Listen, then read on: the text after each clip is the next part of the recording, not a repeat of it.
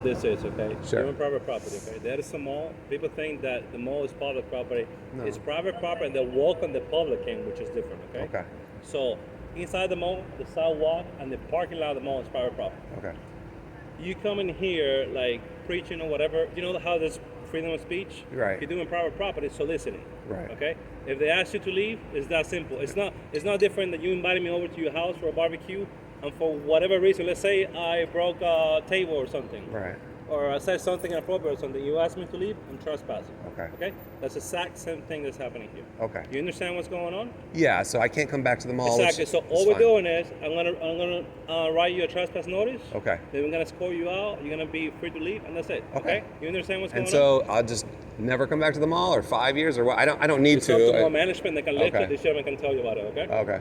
Yeah, I'm not worried about after it. a year. 1 year. Call up, Okay. And then we do a little background, and then if you're cleared, you haven't done anything wrong, we let you back. Okay.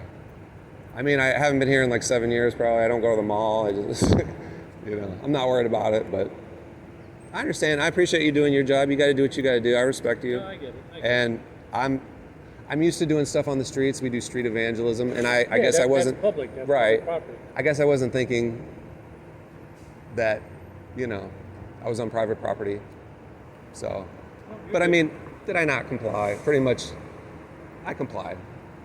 After I forced you, yeah. Oh, come on. It was like 3 seconds, and then I turned around. I mean, Well, in the area we are, if the person doesn't comply the first couple of seconds, yeah, then they're usually not going to. okay. But, no, I respect authority. I respect your authority. You're the authority over the mall. I respect it, and the Bible tells me to comply with authorities. And here, you are the authority. The police officer gets here, he's an authority. I comply with authorities. Or else I'd be disobeying God. So, and it doesn't matter, but my motive for walking in there was not to look down on anybody. It wasn't to scare. I definitely don't want to scare anybody. I want those people to go to heaven. All I was going to tell them was what the Bible said about witchcraft. And there's nothing good about witchcraft in the Bible. There's nothing good about the occult. There's nothing good about drug use. Drug use and the occult went hand in hand back in biblical days. They used drugs to worship, and it opens up a door to the spiritual world, to demons, especially hallucinogenic drugs. Marijuana is a hallucinogen, LSD, mushrooms. Those are very dangerous because you're opening up a door for the enemy, for demons to come. You're giving them, this might sound crazy, but you're giving them rights to step into your life and influence you when you do drugs like that, or when you mess with occultic stuff like witchcraft and all that stuff. So it sounds crazy to most people these days, but that's what the Bible says. And the Bible, I believe every word is true. I believe God is powerful enough to put a book together exactly the way he wanted it and protect it down through the ages. It hasn't been altered. We have 24,000 original manuscripts. The Bible has not been translated thousands of times. I don't know if you've ever heard someone say that, but that's a total lie.